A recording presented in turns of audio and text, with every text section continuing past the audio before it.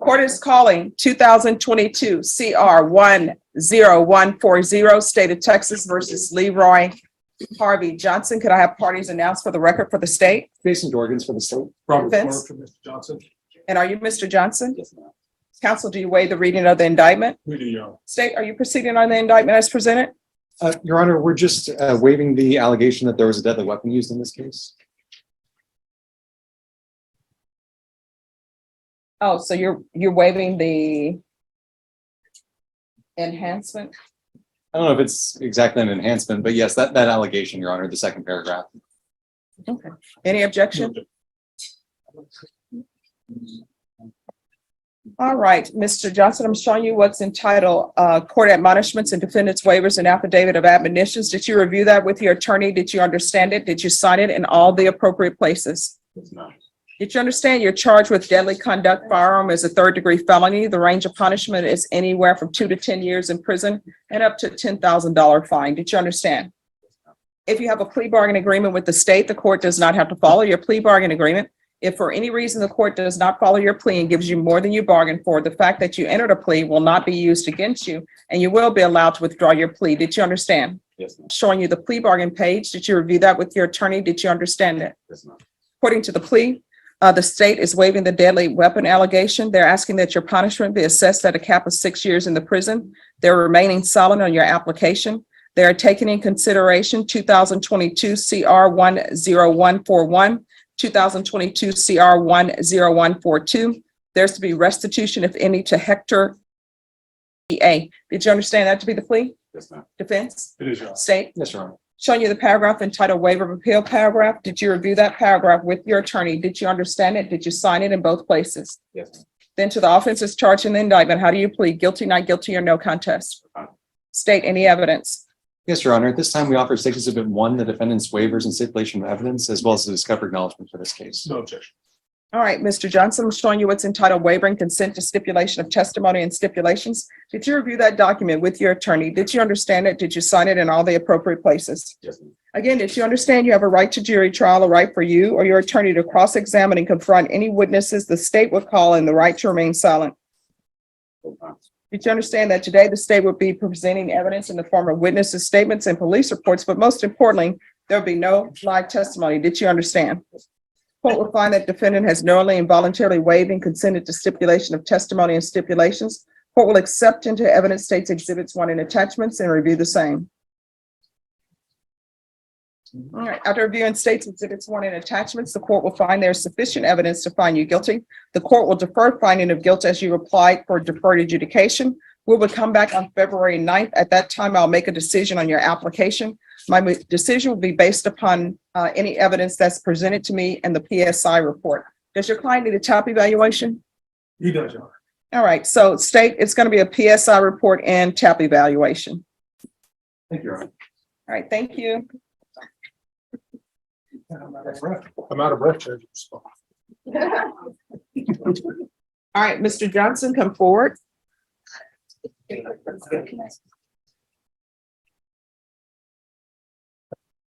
do you know if the state had a chance to review the TAP evaluation? I don't know if the state did. I did. All right, who's the representative of the state on Leroy Johnson? It was Jason.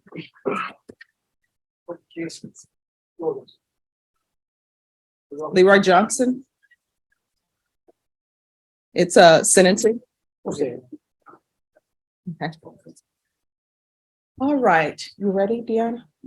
Court is calling 2022.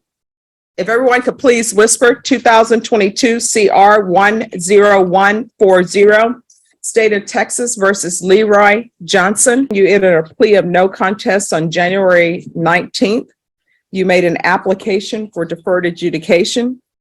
According to the plea bargaining agreement, the state waived the deadly weapon allegation. Punishment was to be assessed at a cap of 6 years in the prison, and the state is silent on your application. They're taking certain items into consideration, and there's to be restitution, if any, to Hector. Have both parties had a chance to review the PSI report, State? Yes, Your Honor. Defense? Yes, Your Honor. All right, any objections to the PSI report? Not from the state, Your Honor. Defense? Your Honor, yes. All right, what are your objections? We're standing before the court saying that the court is being misled as far as the cap evaluation. Right, I'm sorry, just a moment. Excuse me, in the box, if you all could either whisper or not speak in the box while we're on the record so that the court reporter can hear. All right, I'll speak up a little louder, Judge. thank you. We're going to stand before the court and say that the cap evaluation is not correct, nor if anything else was correct as far as his drug use is concerned. All right, so what is your correction to the tap? He does have a drug issue, Your Honor. Ecstasy and meth daily. At issue, Judge, is we visited about what was going on and why we're doing what we're doing today is simply this. Mr. Johnson was always thinking, okay, what's the easiest way that I could get out the quickest type of deal? After he did this evaluation, we got to thinking about it. I said, no, I need help. I need to do that so I can quit lying to myself and quit lying to society, quit lying to everybody. And I said, well, you've told them this, and that's not true. That is true. And I want drug help. So I guess my objection would simply be that when they're sitting there saying that there's no recommendation that it's just cannabis use and then the alcohol way back when. It is true he doesn't drink much alcohol at all, or use marijuana much, but he uses ecstasy and meth. All right, anything else with regards to the actual report? Everything else is fine. All right, anything you wish to say on behalf of your client? Your Honor, having said that, it was refreshing to actually have an individual sit there saying, have reflection, and I'm sitting there to sit there and say, you know what, this is crazy for me to be doing what I'm doing. I do want help. So we're respectfully requesting this court to grant his application to give him drug treatment.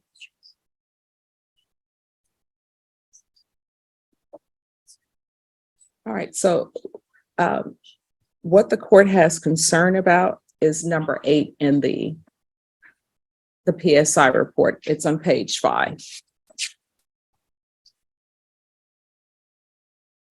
And I'd like to know what is meant by this type of behavior before.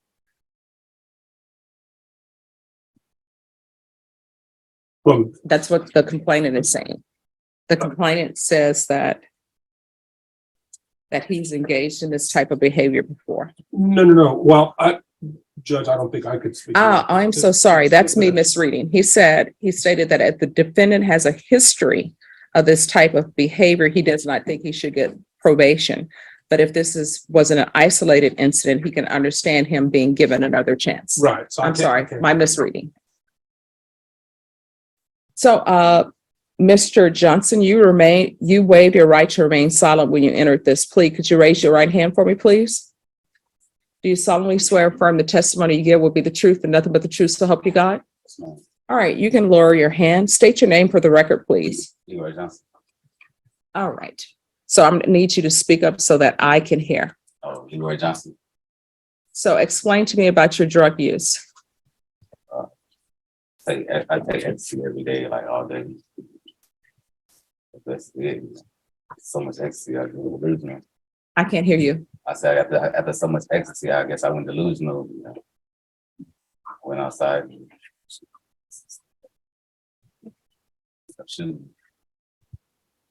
Are you in your children's life at all? Yes, ma'am. Why?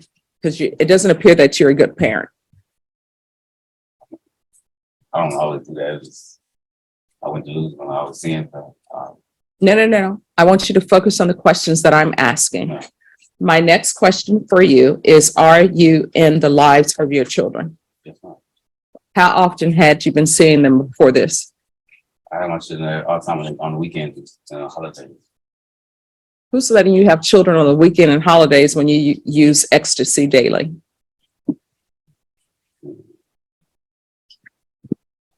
I'm still a good parent. All right, let me ask you a question. How old are your children? 10, 7, and 8. All right, so they're 10, 7, and 8. We're going on, 10, 7, and 6. 10, 7, and 6, right? All right, so let's say you're going to have your children for the weekend, and you want to have your children for the weekend, an emergency comes up, and the mother of the children and no other relative can keep them. But somebody tells you, hey, I know someone who's a great babysitter, and it's me.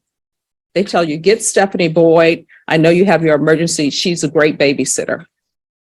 You say, I don't know. And somebody says, well, let me give you her references. They give you my references. You call and check. Everybody says, Stephanie Boyd is a great babysitter. And as a matter of fact, she's the best babysitter in the world. And you say, well, I still don't know. Let me just have her come over and see if my children like her or not. So you stay with me and you stay with the children for an hour. The children love me. They're all over me saying, Daddy, please let her be our babysitter while you go off on this important thing you have to do.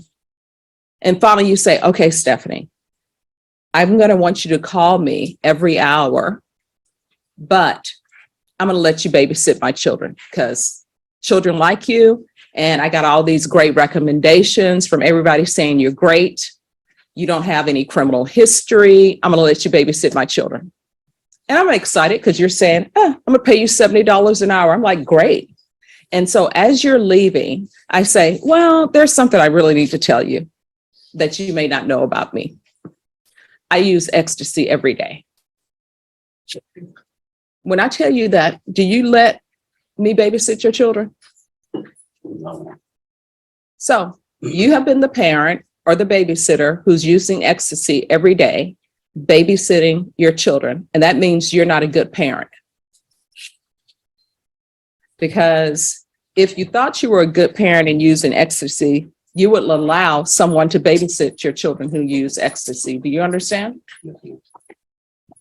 So I will tell you this. I'm going to give you a choice. And Mr. Porter will tell you, sometimes I can give people choices, sometimes I cannot give them choices. I can place you on probation. I'll give you a deferred adjudication, but you're going to safety because felony drug court will not accept you. We can have them look at you, but they're not going to accept you because of this gang affiliation issue. So you can either wait and go to SafeP. SafeP is a 9-month program. SafeP, you're going to spend 6 months inside the facility. And then there's 3 months of aftercare. So you can do that, or I will sentence you to 4 years prison. So you can discuss that with your attorney. Mr. Porter, do you need to discuss that with him? I would like to, Your Honor. Okay, thank you. Yes. All right, Mr. Porter, you all can come back up.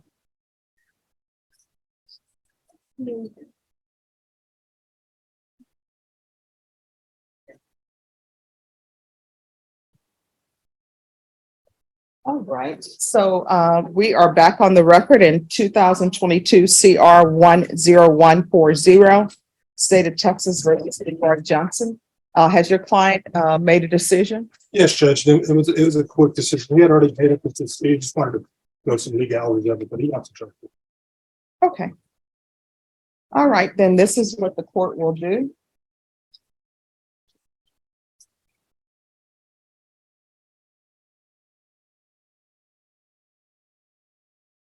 Court will sentence you to 8 years deferred adjudication.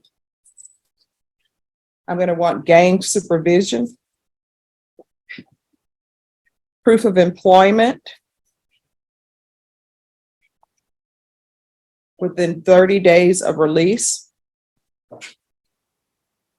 There's to be no employment as a home health care provider or with minors. There's to be no unsupervised contact with minors, Mr. Porter. Once he's in his sobriety, then the court may consider that. But for now, no unsupervised contact with minors.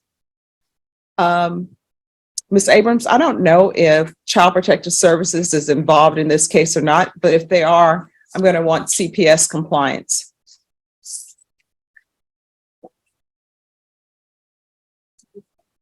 I'm going to want regular reporting by Zoom or in person. Field visits 3 times per month. A referral to felony drug court.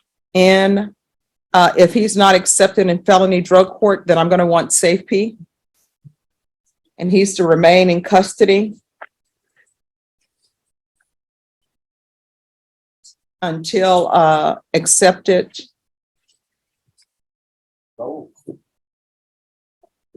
In felony drug court or safety.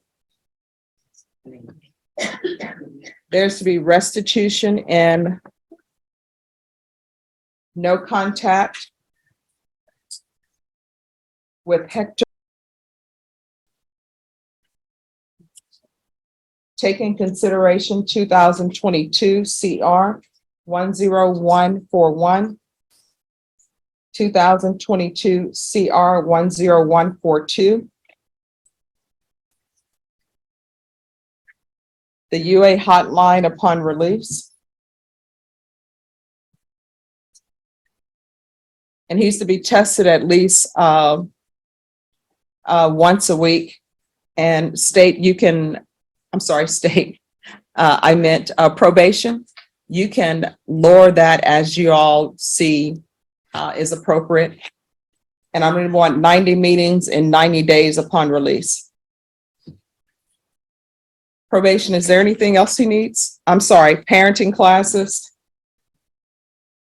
And those parenting classes will be with Triple P. 250 hours of community service restitution. The remaining hours will be waived upon completion of parenting classes. Probation, is there anything else he needs? Is there anything else you need for me to be successful on this probation? All right, why you have your head back like you're trying to be hard with me? All right, so do not come to the court trying to be hard, because this is not the streets. You understand? Do you understand? All right, thank you.